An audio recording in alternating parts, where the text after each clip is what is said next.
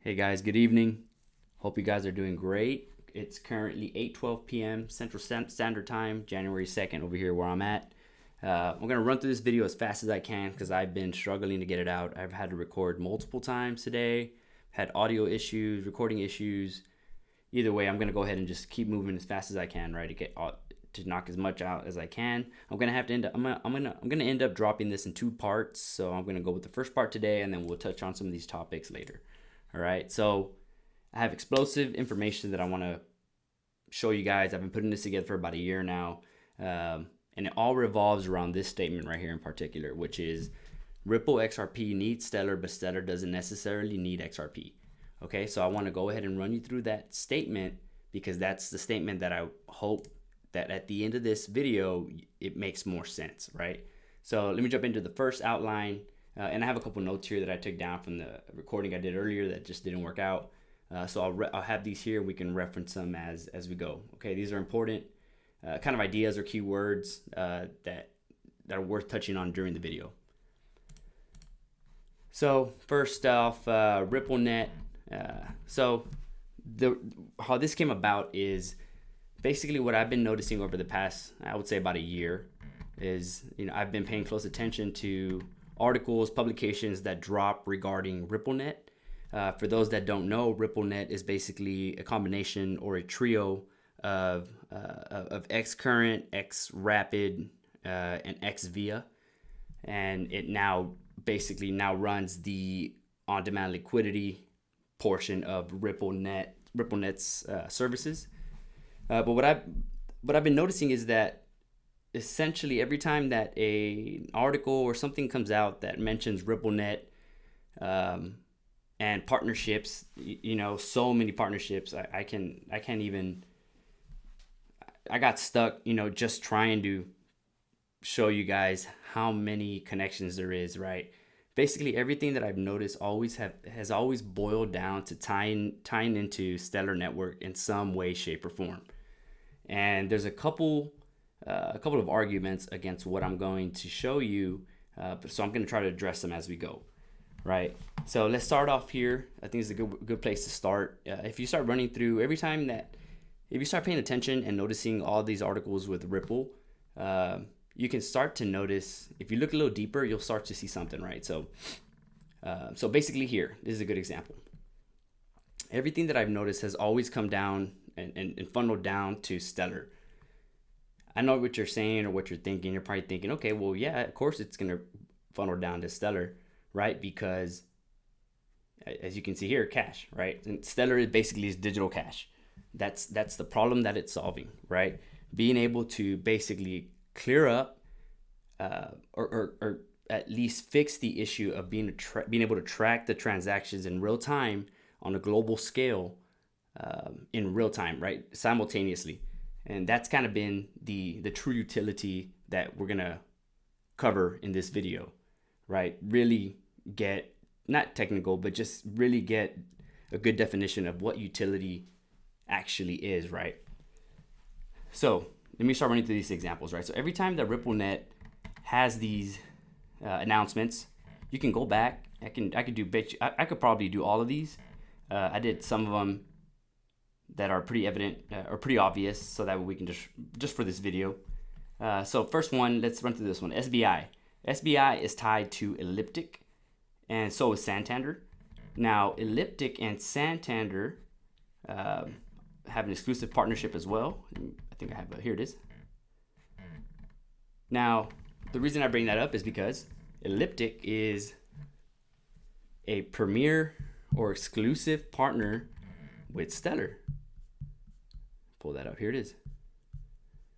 Right? And what Elliptic is offering for Stellar is the compliance portion of the crypto sphere, right? They're going ahead and handling all the crypto risk management, all the anti-money laundering regulations, and all that data tied to that portion. That's what Elliptic handles. And what it tells me right off the bat is that there's something tied to Stellar and compliance and regulations, right? And it could be that this is the messaging system that's the underlying foundational structure that's going to be implemented into the entire system if it already isn't, right? And I'll get to some more info on that here shortly. For now, let's just run through these partnerships, right? So there we go. First ones, you can already start to see Santander, SBI, a consortium of 60 Japanese banks, all using Elliptic, meaning that they're essentially all using Stellar, right? Next one. Let's go here. InstaRem. You know what? I'll come back to this one. This one's important. American Express. Here's another one. American Express, if you go and you look at the Sharia compliance, which is like all the Islamic regulations or compliant payment regulations, you'll see that they're partnered with American Express, right? And that's important because of this concept right here. Sharia compliance and Stellar. Let me show you this. Right, so we got here, we got Sharia compliance, Stellar. So here, Stellar, first DLT to obtain Sharia certification for payments and asset tokenization. Okay, so there you go. That's another example of it referring to RippleNet, but actually discussing Stellar, right? So let's go to the next one. Next example, we got Santander. Santander here have a tweet where they posted, they're using XRP for international payments with their app called OnePay, which essentially means they're using Ripple services. We are sorry, unfortunately, due to a misunderstanding, we have given incorrect information. We do apologize for the confusion this has caused. OnePay FX uses X current only, right? So here they are backtracking, not because they're trying to keep something secret, but because I think to them as well, they're confusing the Ripple services, which is just a platform that uses blockchain and leverages a DLT, the DLT in this case being Hyperledger and Stellar, in order to do whatever or offer whatever services that it does. And there's a reason for that. And I'm going to show you how this ties at the end back to that initial statement of Ripple XRP needs Stellar, but Stellar doesn't necessarily need XRP, right? And here are some other topics that we'll touch on here shortly, right? This one too is important. Payments, remittances, settlement, utility. All right. Next one, Santander. We're still on Santander, right? Santander. There was an article that came out. The European Investment Bank, in collaboration with Goldman Sachs. Let me zoom in a little bit. In collaboration with Goldman Sachs, Santander, and I'm not sure how to pronounce this, but they launched the Project Venus, right? So if I go to A, you got right here, Stellar, Script, and TSS, which is the Turing signing server smart contract platform. So if I keep going, you'll see here, I made it easy by just doing some call outs. Part B, fully digital native bond issue on a private blockchain. Here we go, private network. This is all Stellar, directly from the Stellar GitHub. If you go to C, I think I skipped C by accident.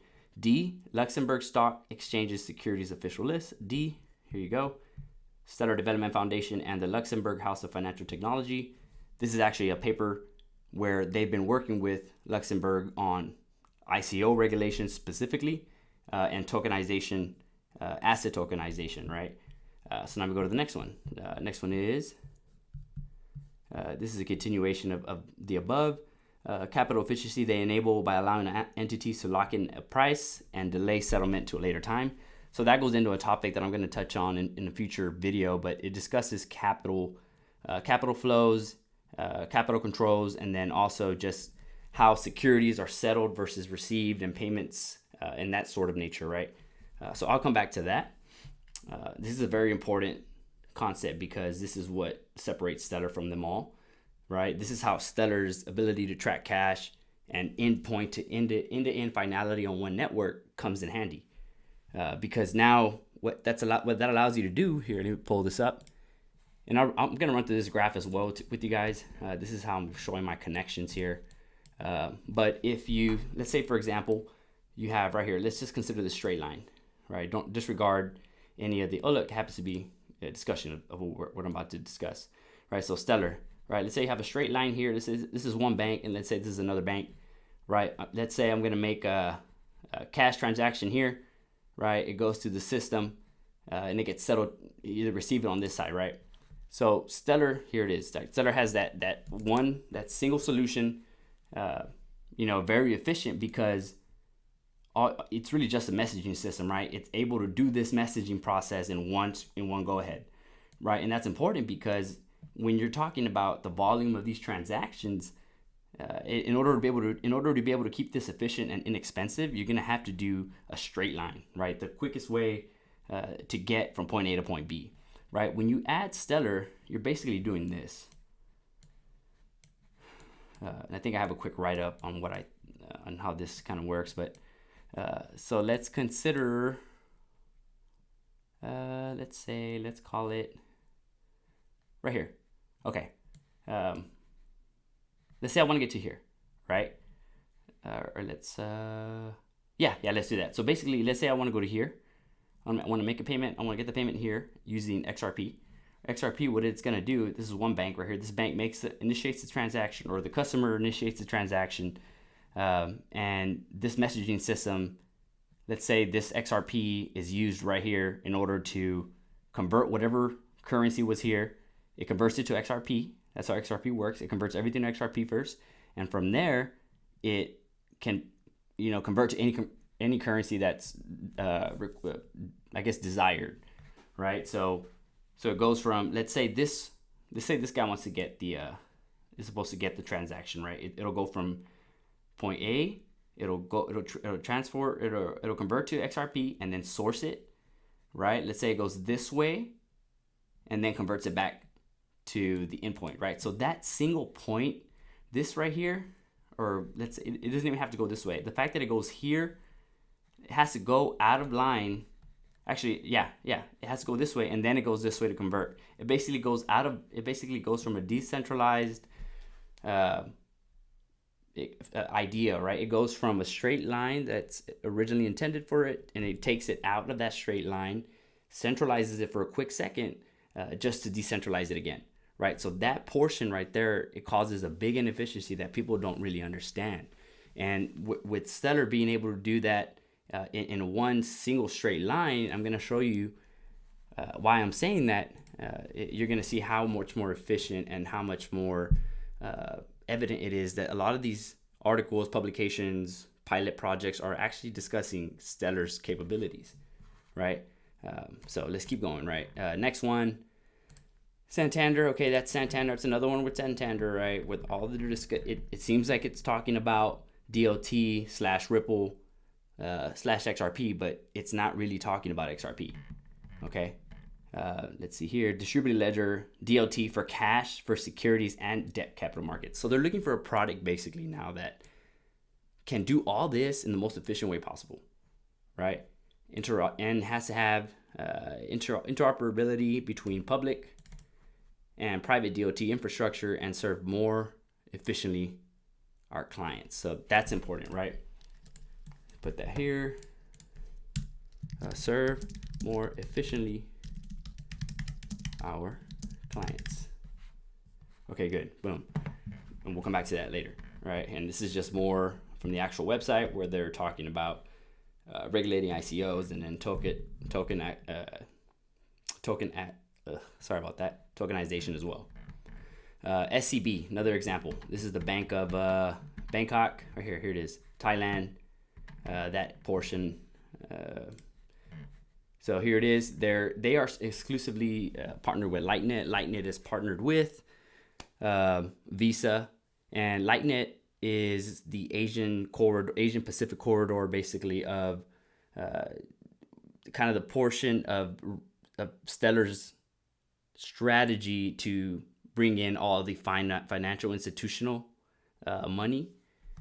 Lightnet is tied to Lightyear, which is tied to Interstellar, which is tied to a guy named Britt Young, who was a former U.S. Navy. He was involved with the Navy and also now but he had some kind of position at Palantir, right? So if you see here, right, SCB, the new payment system will run on Stellar, Thailand's oldest bank, okay? And here it talks about Velo and then Visa. Okay, so even though it says RippleNet is, picture RippleNet like the service that goes and finds this most efficient process, right? And the most efficient process is right now at the moment offered through Stellar's messaging capabilities, right? Here it is, another tweet with Velo, Lightnet, Visa, right? So looking at Velo, they're big. Asian Pacific region, if you see there, 5.2 trillion of loans. Velo's doing like federated credit, which is almost like similar to like Afterpay, and some along that portion, right? Digital asset collateralization, financial solutions. All right, next one, right? So you can see there how SCB consistently comes out in different articles with RippleNet, but RippleNet isn't necessarily using XRP for this particular service, right? So Axis Bank. Actually, before I go here on the SCB, when I talk about XRP, actually we'll come back to that. So Axis Bank is another one up here. If you look at the partnerships again, you're going to see here Axis Bank at the bottom. Another one that I constantly see with Ripple in articles. But if you look here, I found this right here where it talks about this Stellar India Consultants cross-border payments has collaborated with 4 financial institutions to enable low-cost global money transfer to the Philippines and cross-border payments to and from India, Europe, so on and so forth. And here's Yes Bank as well, which is up there. And then here's Indus in collaboration with RippleNet. 5 of the private sector banks in India are currently using blockchain transactions focused mostly on cross-border remittance and trade settlements, right? And we'll come back to why all these smaller enterprises, smaller banks are going to be what's being targeted for growth, right? All these emerging markets is what's key, right? From an investor's perspective, you want to get in to get the highest rate of return. Well, the emerging market is the market that's going to grow the most, right? So you'll benefit more than likely the most in terms of your ROI by investing in this market, okay? A new market. So here, this is important. It's important to note that Stellar India Consultants, you're probably saying and thinking, okay, well, how does that necessarily tie to Stellar Network? Well, let me show you why and how that does tie to Stellar Network. So here's this right here. So this is some instructions on how to build your own Venmo / become your own anchor or become an anchor with Stellar. Anybody can do that. Companies are encouraged to do so. That's what Stellar's for. Stellar's not looked upon for gaining monetary gain, right? You will by owning the token eventually because of utility, but at this point in time, it's the platform you want to build on because it's so fast in terms of how quick you can get started on a project. Everything's just set up to plug and play. So that's kind of the reason that a lot of this growth is going to come through Stellar, right? It's going to bring in a lot of new businesses and business ideas, right?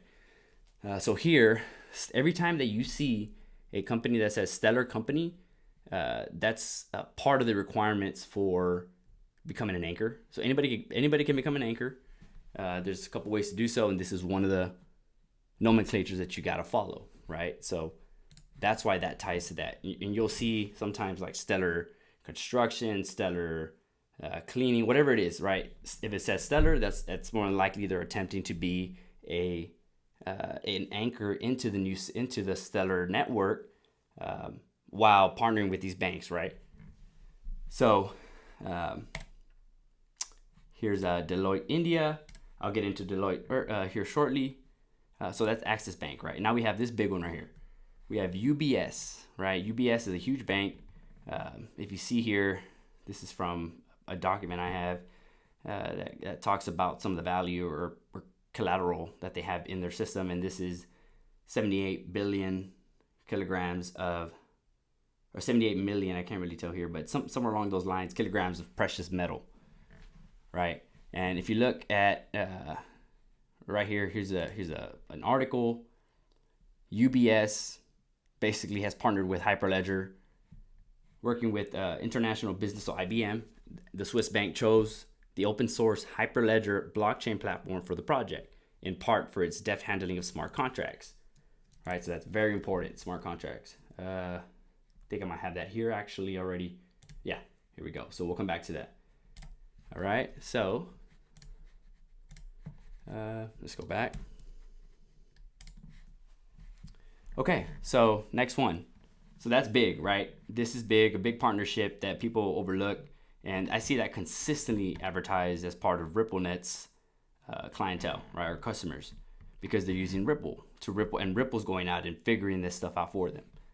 Think of it like that. It's a good way to think about it, right? And this is all going to come down to this topic that I'll get into later. I'm so short on time right now, so I won't be able to touch this, but we'll come back to this because this is an important topic, right? Permission versus permissionless networks. But out of this, right now, all that really matters is this statement right here by Jed McCaleb. All right, so if we go, oops, sorry. So here it is.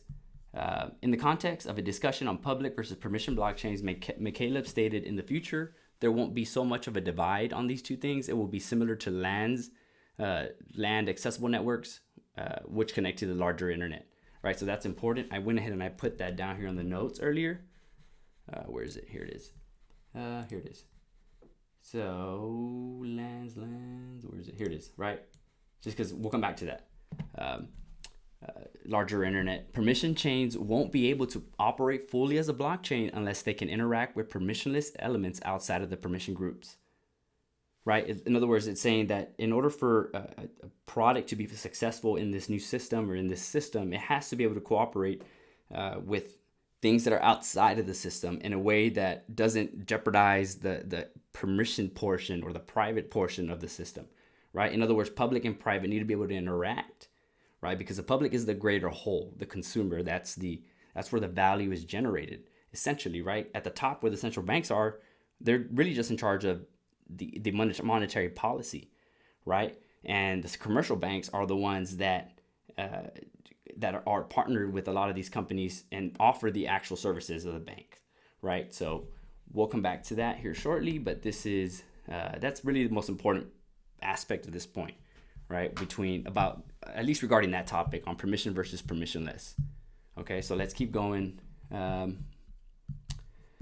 Next one, Ripple Visa, right? Ripple partner launches near instant cross-border payments with Visa, P2P payments, right? And this always gets me because the XRP community, or the argument always is, okay, well, XRP is not designed for peer-to-peer payments. It's more of a wholesale thing. Well, I'm going to show you here shortly, right, how there's an issue with that, right? Because it has to come from the bottom up, not the top to bottom, because the bottom is the data portion of it is the hardest part, right? The managing the upper side of this system is not as difficult. What's difficult is the finality of transactions, like real time, right? That's why it says right here, the partnership will allow users to carry out near instant peer-to-peer, right? Why is it saying near instant? This one in particular is probably using XRP in it within its own ledger, but the actual company or the actual system is probably not being used the way we think, right? It's more than likely running through Stellar. That's why it says near instant, not real time, right? There's a big difference. Wording is always important. Okay, let's see. And look at this. And this article itself has this noted. Notably, the service will launch in 2023. Despite the promotion of this partnership by XRP influencers, it bears mentioning that this partnership uses Visa Direct, not Ripple's on-demand liquidity service, which utilizes the XRP ledger, right? So it's telling you right there. Now, that's important because Visa Direct, here's some of the partners. Now, we all know MoneyGram and Western Union are working directly with Stellar, but this one right here, NEEEM, is very important. Let me show you why.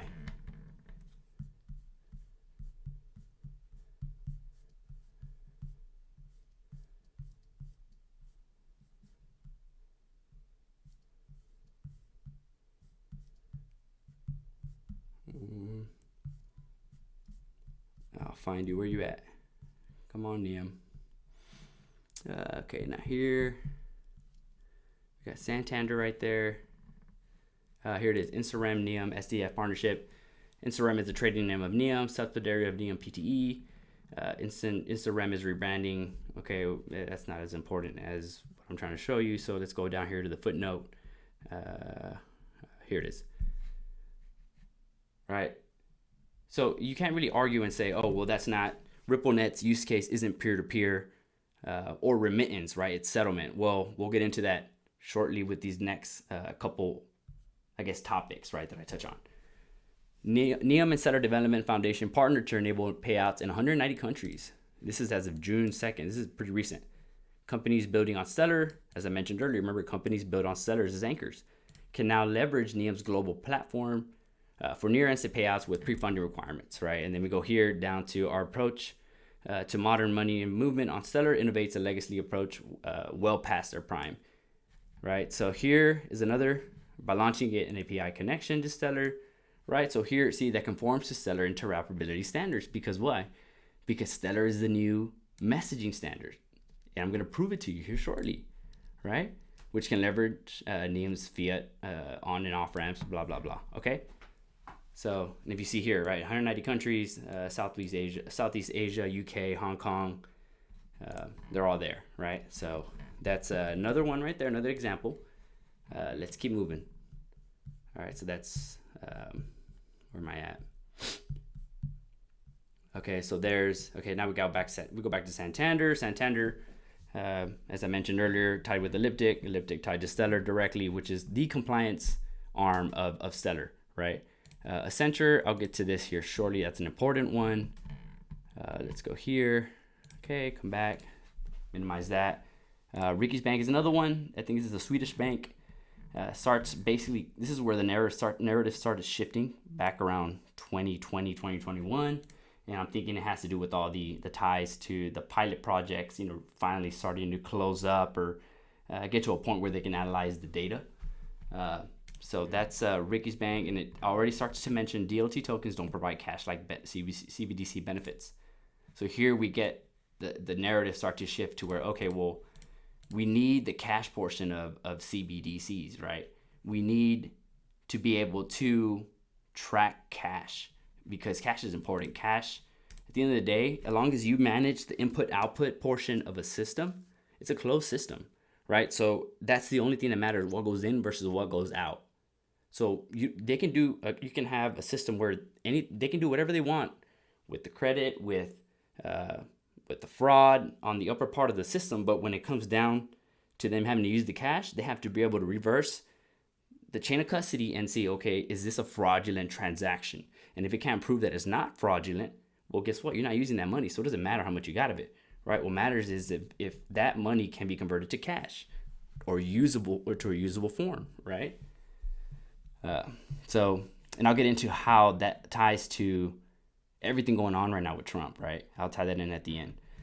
So we got Ricky's Bank. Now we got Deloitte. This is an interesting one too. I found this blog, and there was this this link right here, and I went to it, and it took me to a 404. Luckily, I was able to pull up the website or that article in the Wayback Machine. So I'll pull that up right here. So here you go. Deloitte partners with Stellar for affordable payments. So Deloitte, another one, big one that's working directly with Stellar, right? And it's being kept. I don't know why, but that's another sign that there's something more here, right? Lightyear and Palantir. So Britt Young, I mentioned him earlier, works with Peter Thiel, was working on solutions to the U.S. intelligence with the U.S. intelligence community. Let me see. Established in 2004. Okay, we'll keep going on that. So data integration, information management. So those are big topics right there. Big data, right? Big data is the big topic, the big theme, right? Let's go here. Let's go big data, right? Okay, cool. And then we got another one with MoneyGram discussing how they've never used the XRP token. Some more stuff on Stellar, Ripple. I'll give you guys that to read later. This is something I wrote on Ripple and XRP. Ultimately, settling payments in local currency at the payment destination. In other words, requires local transaction data obtained from things like point-of-sale terminals. So I'm talking about XRP here and Ripple and Stellar, which is what Stellar dominates. Stellar has a foothold on telecom, internet protocols, the messaging system, fiber optic cables, you name it. Yeah, I'll show you right now. But basically, the communication world is now going to be tied in directly to Stellar, right? So if you don't have this point of service terminal is like when you make a transaction with your debit card and you swipe it, that's telling you the real time data. That's Stellar is tracking that amount of data, right? In the middle of cross-border payments rather than a myriad of intermediaries. So let me read that part again, which is what Stellar dominates. Since Ripple's XRP token places itself in the middle of cross-border payments rather than a myriad of intermediaries. Sorry, I couldn't say that. It's literally saying that it's taking all those connections and consolidating them together so that they can be temporarily centralized in order to perform the function of sourcing external liquidity on other decentralized networks. So this, I even got this from one of the patents where it's a Ripple Lab patent, and they basically they have to create a temporary sub network in order to go about the process of updating the other ledgers, right? So, and that's a problem because that's inefficient, that takes time, and that costs money, right? And Stellar can simultaneously update the ledgers, not all at once, but in portions of 12, I believe. But that's enough to accommodate a big issue going on with the data, right? And that ties back to a concept that a lot of people, I'm surprised a lot of people don't discuss a lot, but the Genesis block with XRP, right? The Genesis block is important because that's your anchor, your starting point of a cash trail, right? Your trail of cash.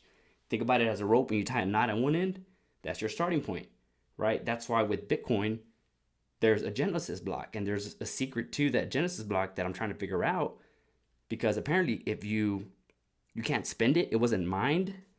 And if you try to spend it or something like that, or something with the key, it will unravel the entire blockchain. So I don't know what that means, but I'm guessing it just invalidates all the money or cash on that chain, right? Because now it has no definitive starting point to verify if it's fraudulent or not, right? So that's where that Genesis block is important. And there's 32,000 transactions. I think the transactions are there, but I believe the ledger header data is missing from what I've read, right? Which is important because we really have no idea on some certain important details of the initial starting point of that cash trail, right? So chain of custody is important, especially in a financial system, right? You need it, especially with cash, right? That's how fraud happens. That's how miscalculations happen. So we'll keep going, right? This is some more on XRP. This is from the court case between the SEC, but here's just me highlighting X current X via. Though neither uses XRP or blockchain technology. So it goes back to that concept that I've been talking about. It's that same thing from Jen McCaleb. Here it is. This is just a tweet that I found. Tether USD are available in 24,000 ATMs. That's where Stellar comes in. It doesn't matter what you're doing anywhere on the chain. You can commit all the fraud you want, right? So essentially all the assets, it's free game. As long as you can convert that money through Stellar and meet the compliance, per that jurisdiction in particular, then hey, that's what it is, right? So let's continue to the Russian blockchain and DLT platform. So this came about from recent articles that I've seen with, I believe today, where Russia has launched their gold-backed system, or the ruble, on their own blockchain platform that is supposed to work without the banks, central banks, and also is the alternative, the alternative to the SWIFT messaging system. Right, so all I want you to take from here is can be used as a full-fledged replacement of SWIFT. Where's that? Here it is. All right, boom, we got that part, okay? Here's just some more articles on that. Russia's blockchain tech to replace SWIFT system, right? That's all that matters. Here's some more info just to kind of highlight this. Russia's Saberbank here mentions Atomize and Saberbank, Lighthouse. If you go here, it says Saberbank and the Linux Foundation have entered into agreement on the bank's participation in the Hyperledger project. So Saberbank will have a dedicated team working with Hyperledger, 9,000 developers in total, so they're not messing around there. Members, I took this from here, it's a little blurry, but members of the project include Dios Bors, I think is how you say it, LSE, IBM, Cisco, Intel. Financial institutions that have joined include ABN AMRO, Australia, New Zealand Banking Group, BNP Paribas, BNY Mellon, Moscow, Wells Fargo, and Swift. Even Swift is joining, and you're going to see why here shortly. And then it's just another article with Atomize issuing its first token backed by Palladium, which is working with Hyperledger, which is part of Stellar, ultimately, right? But Hyperledger, and I'll get into another video. I'm trying to really lay out the distinction between Hyperledger and Interledger, and why Hyperledger is right now the choice, right, for enterprises and financial institutions. So there's another one. So I saw another article with the Russia working with PBOC, which is the People's Bank of China, I believe. They have their BSN, is what they call it. I forgot what it stands for, but that's their platform. It's a public infrastructure like the internet, as you mentioned over here. Remember, we talked about internet. Private BSN built on intranets or local area networks. Right, here it is again, tying into what McCaleb said. So if we go here, smart contracts, and literally directly mentions Hyperledger Fabric. Right, so here we go, China again, tied to it. Here's just some more partnerships that they got. Here it is, Hyperledger. Post trade to start. Okay, that's just more info on the same thing. Near field communications technology. I'll come back to that. I wrote that down here. That's important because that's going to be a very key concept to offline payments, right? And better yet, if you can't even handle online real-time data transactions, imagine trying to do all the offline systems, right? And I know XRP has, I think, XPOP, and I haven't looked into it yet, but I'm sure it uses some kind of chain or some kind of protocol in the background or mechanism that ties in to Stellar ultimately, because that is the messaging system that all this will run on, right? It'll be the universal codes for all the banks, all right? Another one here, big one, DTCC Project Ion. I always thought this was referring to Ripple and XRP, right? 2.4 quadrillion, I think it's what I saw here for the value in a year or something like that. But as you can see, it's already mentioning cash. Project Ion could also be used for the cash legs of transactions, as in, say, repo agreements. Now, let me touch on this real quick so we can get this out the way. Actually, wrong one. All right, so here it is. All right, so this is why I keep bringing that up. Watch, where'd it go? Okay, so let's go back here, Stellar. Let's bring that up a different way. Okay. Let's go back here. All right. There it is. So the reason that I keep bringing that up, the whole cash portion of it, is because I read this protocol here, one of the papers, and it talked about specifically it's Ripple, right? It mentions Ripple. The first attempt by one of the authors resulted in the Ripple blockchain, which is what Jed McCaleb walked away from, right? So essentially, they have the ability. They have the how do I say not authenticity, but they have the credibility to be able to discuss this type of topic, right? Because they're responsible for a lot of this initial protocol.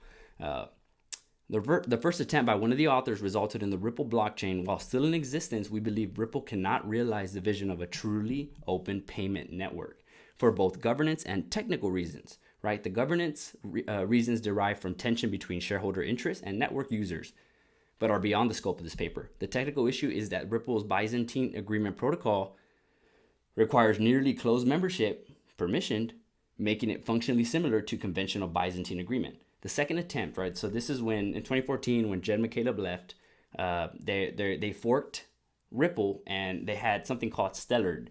But instead, they decided to scratch it and start brand new with a Stellar core this time around a protocol called the Stellar Consensus Protocol.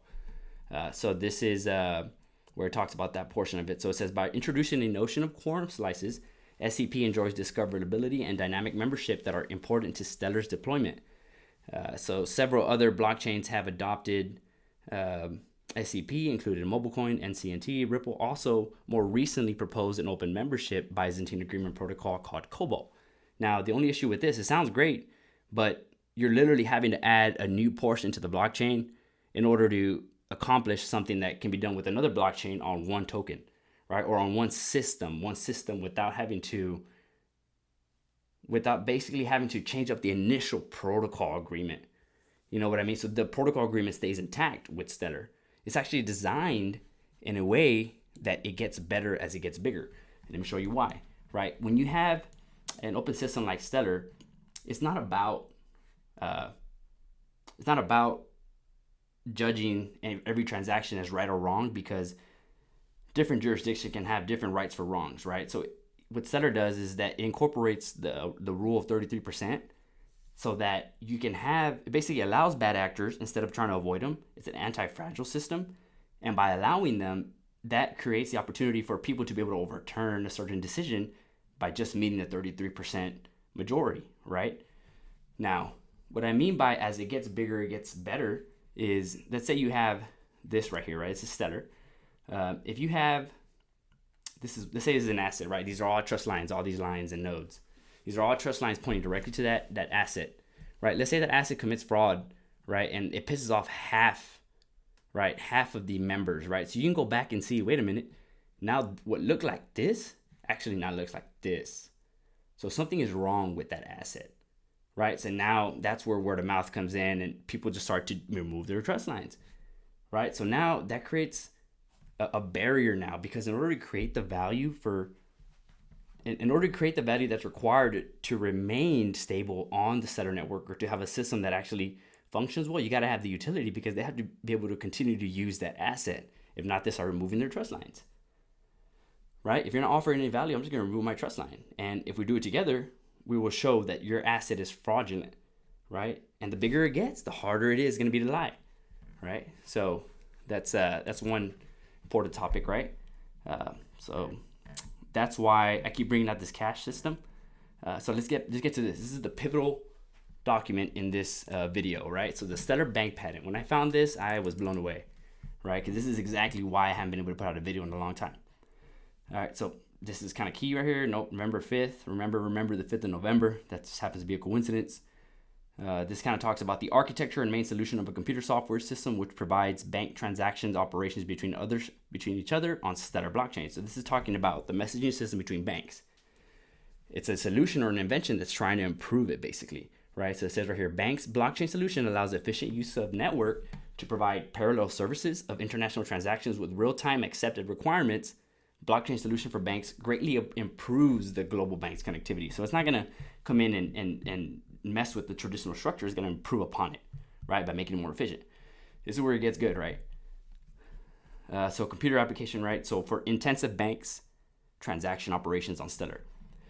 A little bit of background. Existing systems for banks remittance do not correspond to contemporary volume, speed, and real-time requirements. Existing blockchain-based system Ripple uses two different networks. Remember what I was mentioning earlier? It's inefficient and does not have the option to provide business-to-business transaction requirements, productivity, right? So I know what you're saying, different use case, wholesale. I'm going to show you why that statement you're making needs to be dug into more, right? So efficiency of Ripple could be evaluated together with Swift instant payment, right? When Swift will be, sorry, I think I said stiff.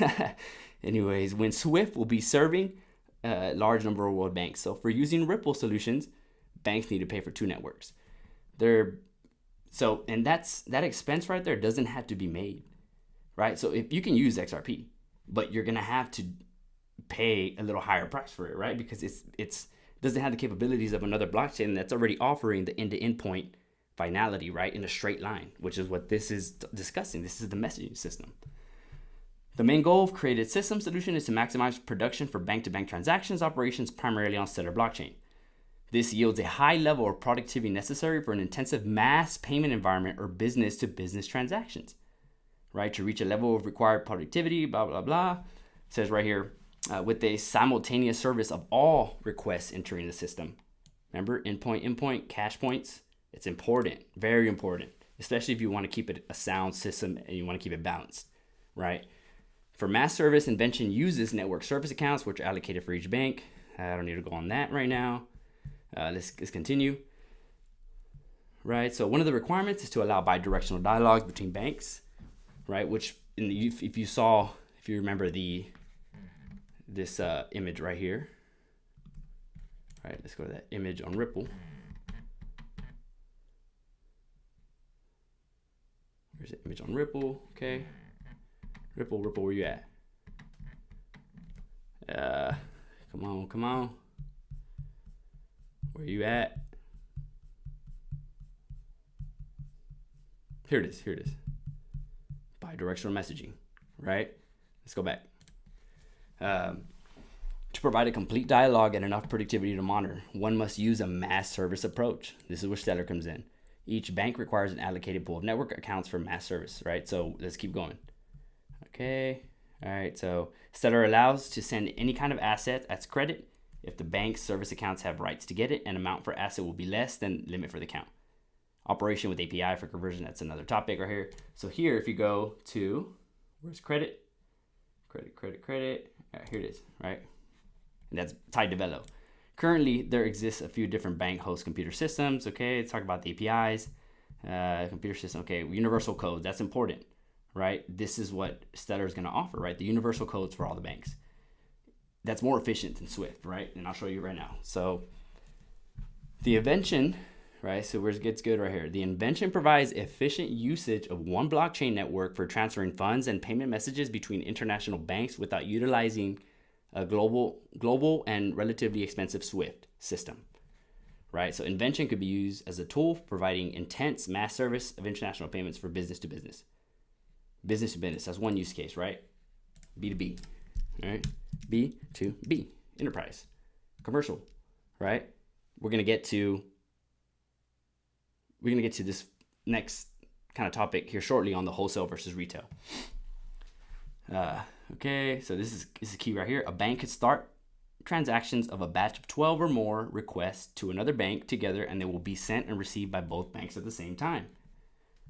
Right, so here, one of the novelties is that the suggested system uses groups of blockchains, individual user accounts, right, which historically was developed initially and implemented for individual users, so retail peer-to-peer, as tools for mass real-time servicing of banks' intense international payments and other transaction operations, right? So computer resources, it says right here, monitor on both sides, computer resources to validate and record payment transactions, so you need fast computers.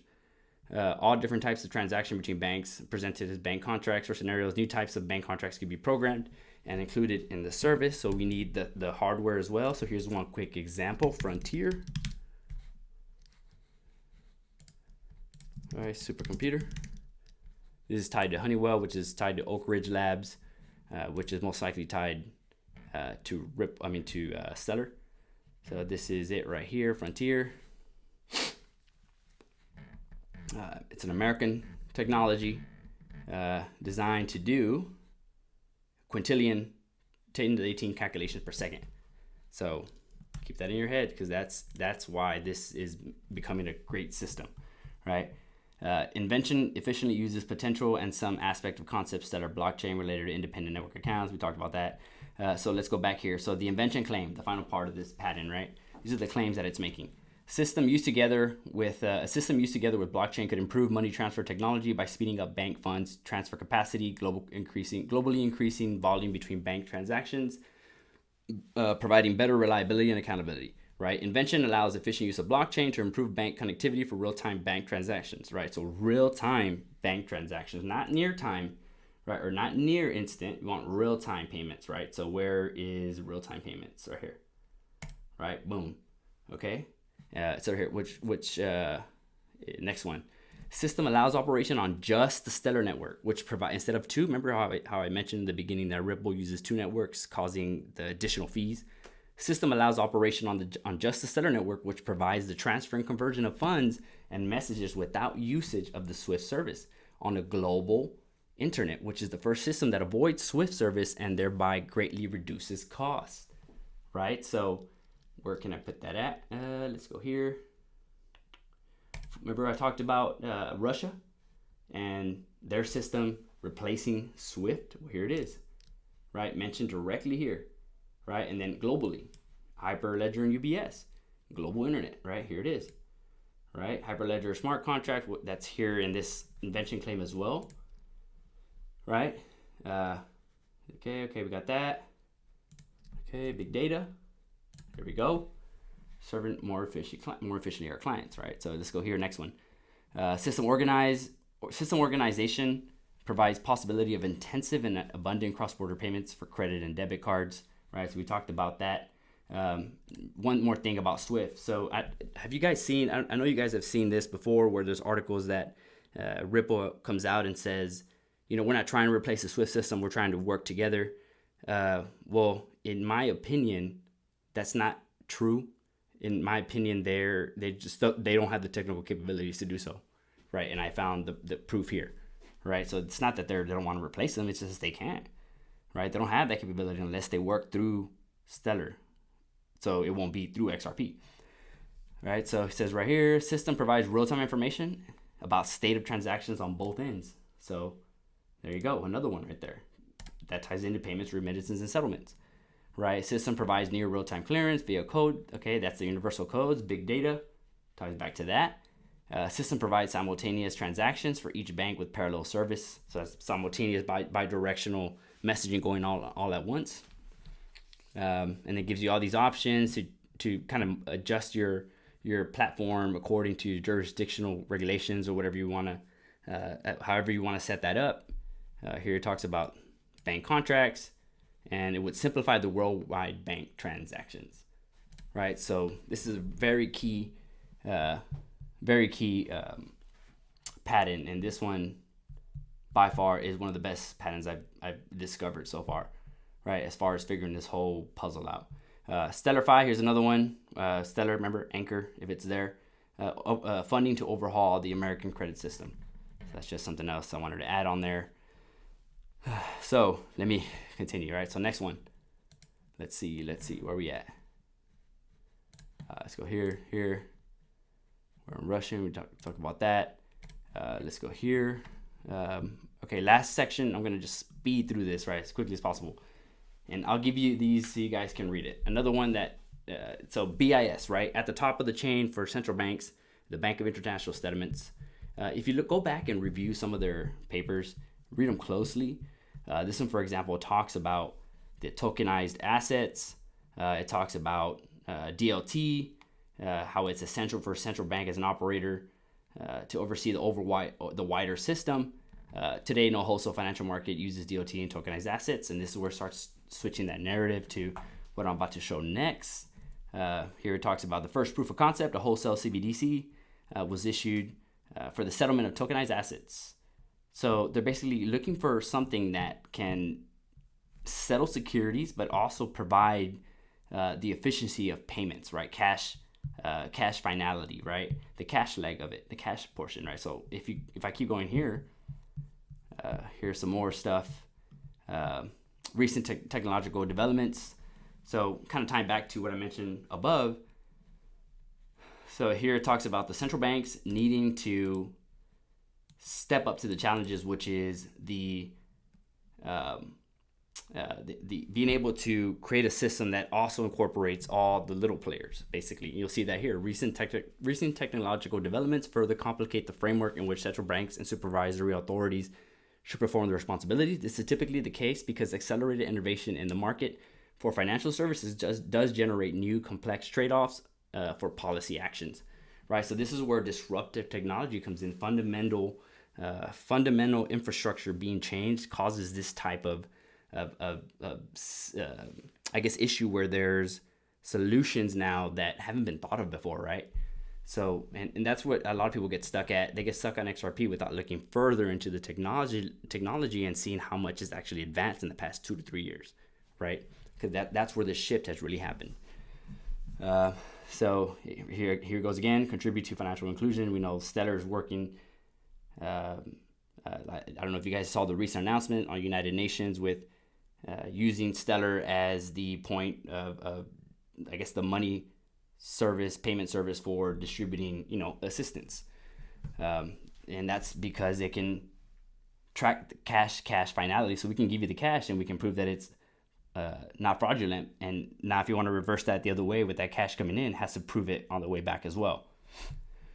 Right, so that's here's another one. The new role of central banks seems to be no strong case to substantially modify supervisory authorities. Okay. Moreover, the arguments for the involvement of central banks in financial stability, inclusion of new fintech players might make the system of policy objectives and instruments more complex. Right, non-fintech like I mentioned earlier, Stellar consultants, for example. Right, but it is still a system of equations that normally need to be solved simultaneously. So that goes back to what I was mentioning about Stellar's capabilities to do that all in real time, right? So by the same token, technological developments have, if anything, strengthened the case for the independence of central banks and supervisory authorities, right? So keeping them a little more separated, right, from the lower portion of the system. So it says right here, okay, advanced economies. So her future work in this area will cover both advanced economies and their challenge to normalize monetary policy, and emerging markets economies and their challenge to respond to cross-border financial spillover. So centralized versus decentralized, basically, right? Next one. Just another note from the CBDC report for BIS.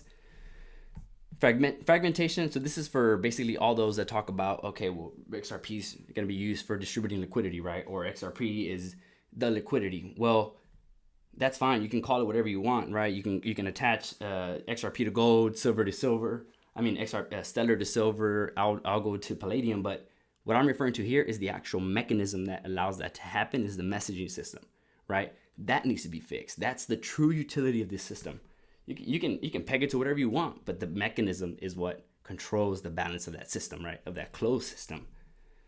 Fragmentation of payment system means that users and merchants may face costs and difficulties paying users of other systems. This is inconvenient and socially inefficient. CBDC could provide a common means to transfer between fragmented closed-loop systems, although an accessible fast payment system can also achieve the same end.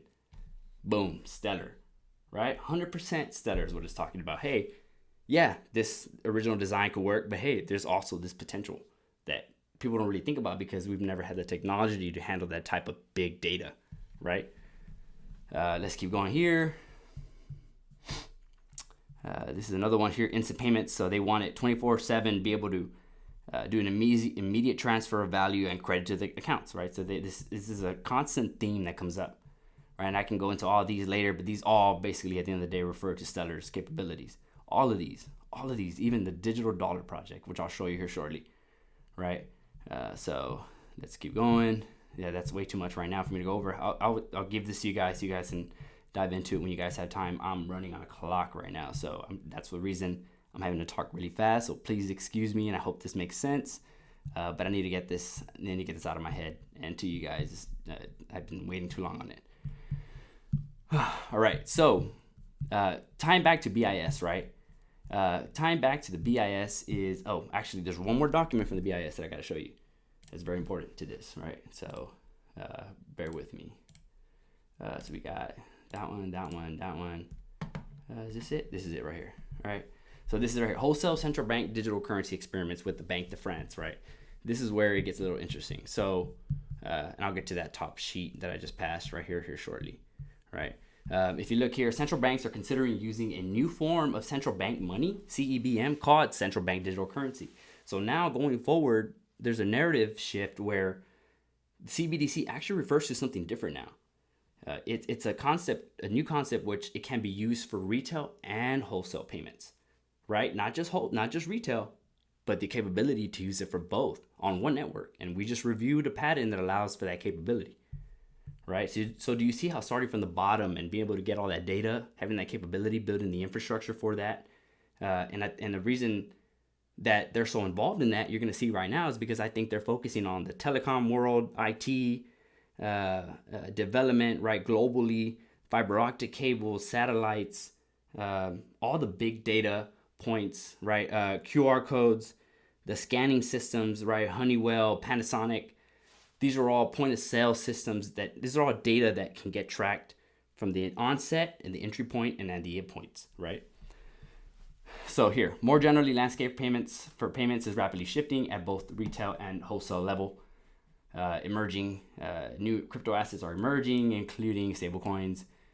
That's basically what Stellar allows, is for people to build their stablecoins on there, right? A trustworthy network you can build your actual stablecoins on, right? Your stable coin, that mechanism, we offer that, right? So amplifying the role they already play, right? So there's no disruption. It's blending in and making it better. Secondly, as foreign CBDCs or stablecoins linked to foreign currencies develop, monetary sovereignty could be challenged. It goes back to monetary policy and central banks and how that's being, the challenges they're running into right now is how different jurisdictions have different rules. Finally, the role CEBM could then be challenged up to a point where it no longer serves an effective anchor for the system, right? So here it starts talking about the combination of both, right? Because you also need, you have cross-border payments, you have cross-currency transactions, and then you also want, if you add this capability here, to be able to settle securities in various configurations and for many asset classes, right? That makes this entire system a lot better, right? And way more efficient than having to use multiple networks. So let me see if there's anything else in here. Central bank money acts as the cornerstone and of the monetary and financial system, ensuring trust in money and guaranteeing monetary and financial stability. It says right here, new decentralized DeFi cash payments account for 73% of transactions volume. So they're telling you how big this is, right? That's not going to go away anytime soon, right? People need their cash. People want their cash. People want to know that they have possession of their cash. It's just the way human nature is. This roadmap identifies the issuance of a CBDC as a possible way forward to improve cross-border payments. So this goes back to tie in to the BIS papers, and the IMF also mentions the exact same type of topics. I used to get confused too also and think that it was talking about XRP, but it's not. XRP will come in handy, and I'll tell you guys in another video because I'm still trying to confirm it. But I think XRP will eventually be on the back end, as people mentioned, but it'll be like a fixed exchange rate that gets adjusted and tracks that par value of reserves on the central bank side, right? So that it makes a whole system complete, right? But I think the actual cash and liquidity is going to come from the people, right? Because the people are the ones providing value, and additionally, it ties into Trump's executive orders on all his seizing of possessions, right? That's going on. If I know some people are against that, but to me, that's the only thing that makes sense, and that's what brings this whole thing together. And that's actually what causes the divide, if I'm being honest with you. So here. So here it is, right? Tokenization appears to be a potential game changer that central banks have to address. Tokenization is basically the messaging system. So if you don't have that messaging system, you can't tokenize an asset. You can't make it digital, right? You can't track the digital version of it. That's that mechanism I'm referring to, right? It talks about here, lower integration of financial markets and disruption of ecosystems. So I think that's good for now on this one. See, we talked about here cash leg, more mentioning of a cash leg. This is all some of the names right here. Stellar.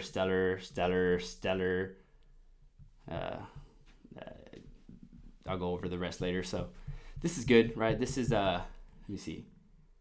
So bottom to top approach, not top to bottom. Available directly on a DAT. Here it is.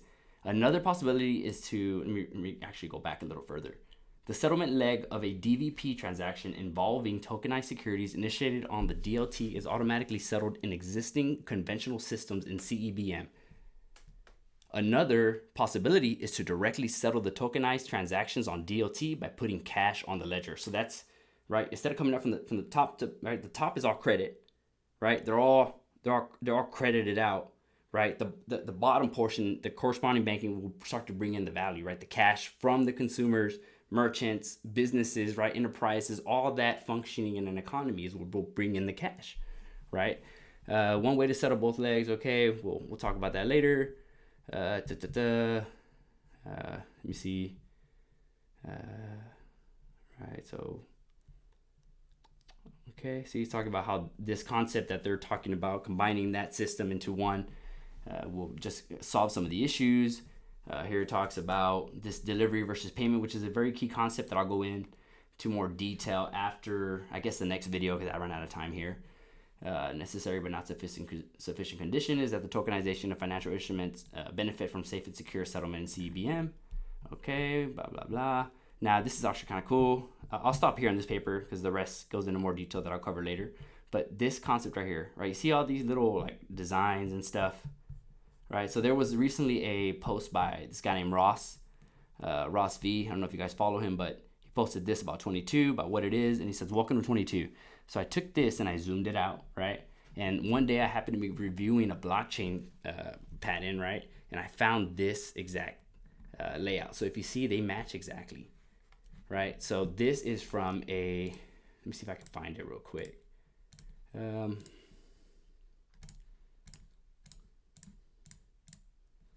me see.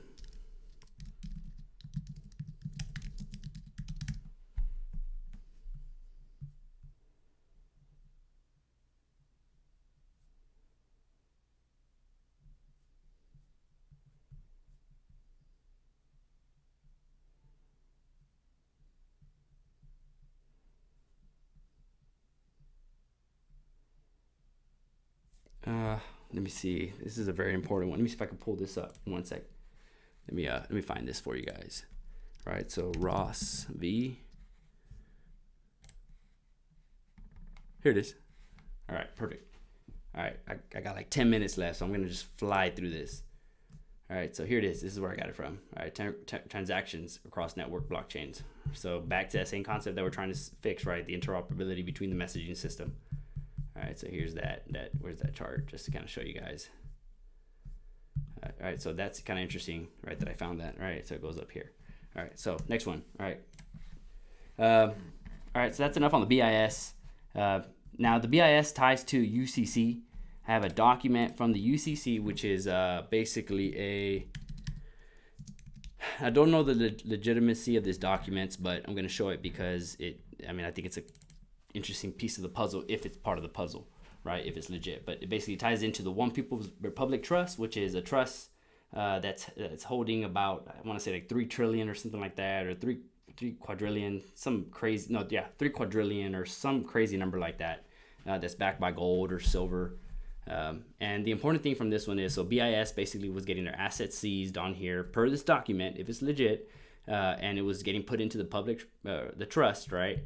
And they were basically seized due to having, it says right here, specifically any and all certain states of body, regardless of domicile by choice, owning, operating, and aiding, abetting private money systems, issuing, collection, legal enforcement system, and operating slavery, right? So this is, and the important thing to note about this one is this name right here. Her name is Heather Tunchi, I think is her name. Heather, not sure how you pronounce it, but it's right here. Heather, and I have another document where it's a lot clearer. Here it is. Actually, it's not very clear there. Oh, here it is. Heather Ann, right? Giraffe or Giraffe. Not sure how you say that, right? But let me show you why that's. So remember, BIS tied to the UCC document, this one that I found, right? And then that's tied to Heather, which is tied to this document. Watch, and I'll pull up this quick chart. So if I go here, right? So let's go back here, right? So let's go to. Where are you? All right, let's go to Heather. Heather, where are you?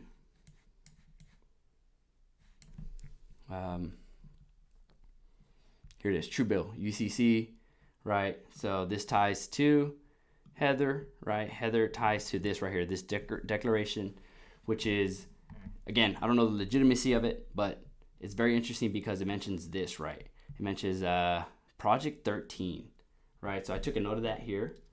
Project 13, where you at? So it's right here. So Project 13, and we'll come back to that here shortly, right? So this document itself ties to Project 13, which ties to VOIP, which I'll show you, and ties to that PPT, right? And also ties, there's a universal exchange pattern that I found by reviewing all these tied to Visa, the universal exchange pattern, right?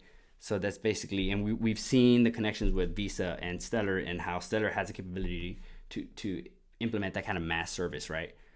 So back to, let's go back to, where is it?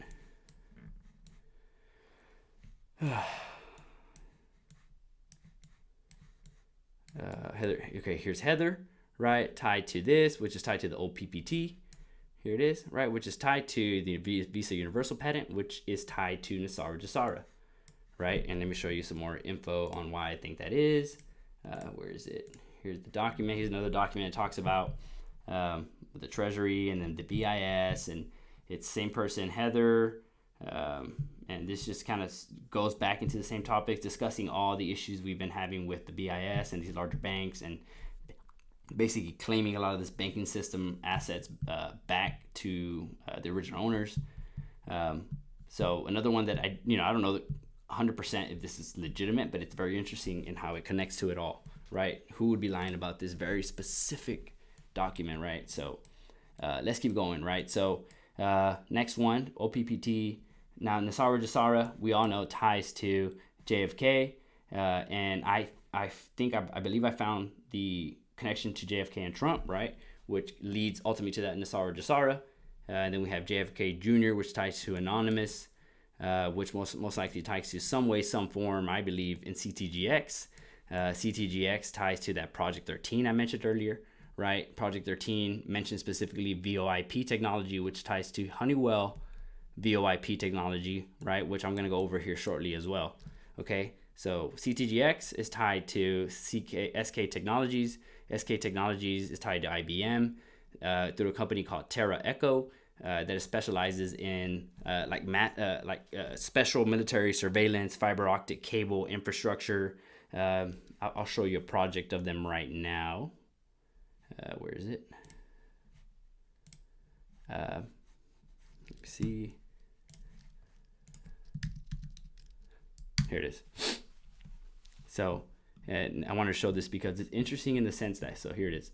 This is what they specialize in, right? So that goes back directly to this company is tied or tied directly to working with the Air Force, and also SK Technologies is a contractor that does a lot of work with the DoD and DOE, right? So Adello is an applied research product development company specialized in fiber optic sensor systems for a range of mission critical U.S. government applications, right? So very, very, very interesting connection, right? Because that all ties back to what I'm going to mention here, which is what I believe is CTGX.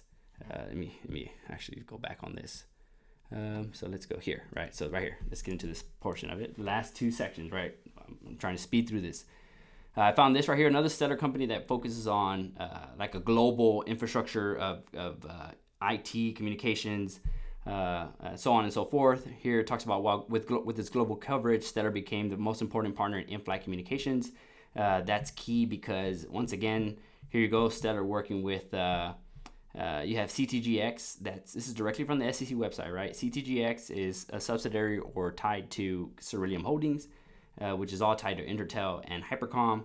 Hypercom and Intertel created Cerillium to combine their carrier class IP protocol, which is, remember, VoIP. Remember I said to kind of keep that in mind, right? Which is a voice over internet protocol or something like that, right? So let me keep going on that. So here's more that I found on CTGX, that ties back to telecommunications. Apparently they were being hacked on their launch, attempted launch in May, when they were trying to launch on Binance. And apparently they were working with a company called Crypto One that launched on Falcon 9. I went back and verified, and I was able to find the proof that it did actually launch a satellite by a crypto site called Crypto One, right? And that's this is what it looks like. It's a new technology that enables a new type of trustless third party where no one ever really sees the key. It's up. That physical key is up in space, right? And that's where it's protected.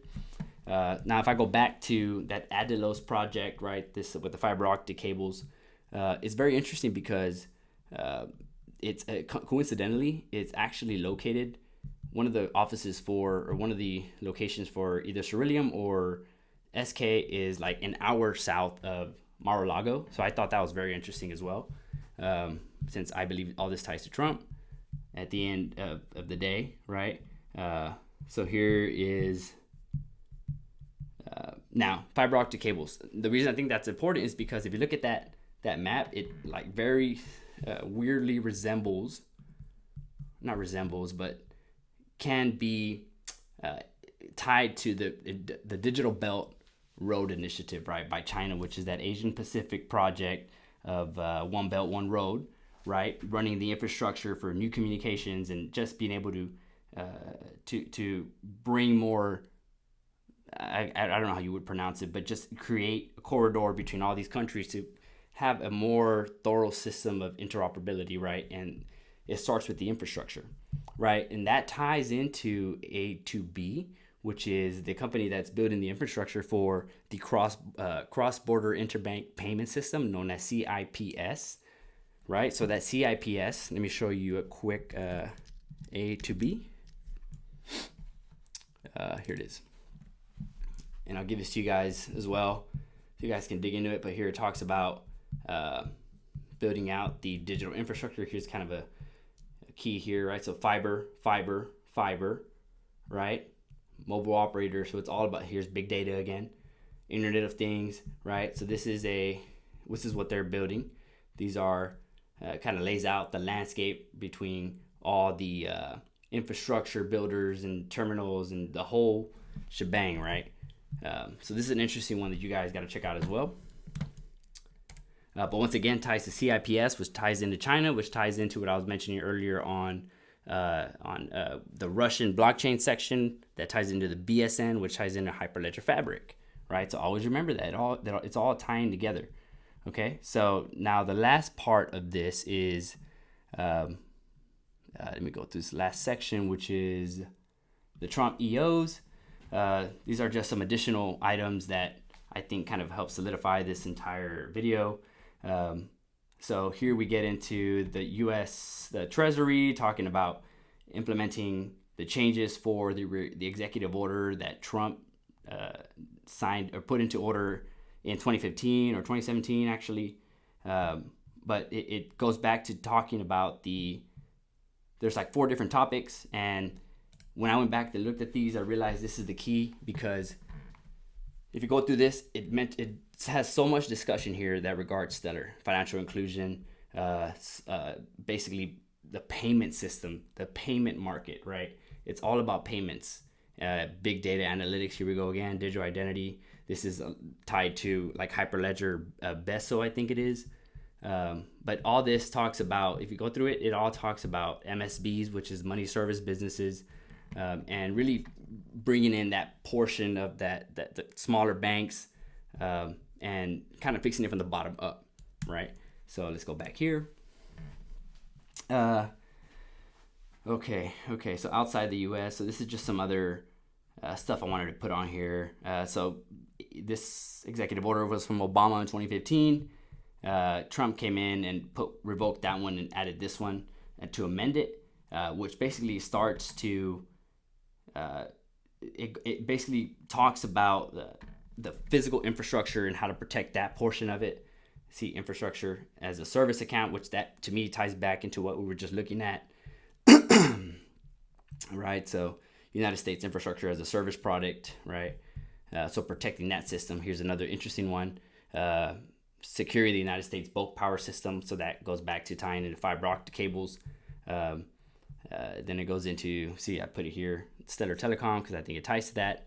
Then we have this one, the imposing sanctions on the foreign interference. We all know about that one. We also have the EO 138. So this one, this is the one where it's blocking the property of persons involved in serious human rights abuse or corruption. I highlighted this right here because it invokes this U.S. Code, Title 3, 301. And what that does is, here, let me show you that one. That's an important one. All right, so copy, boom, boom. All right, so here it is. Actually, I think I have it over here.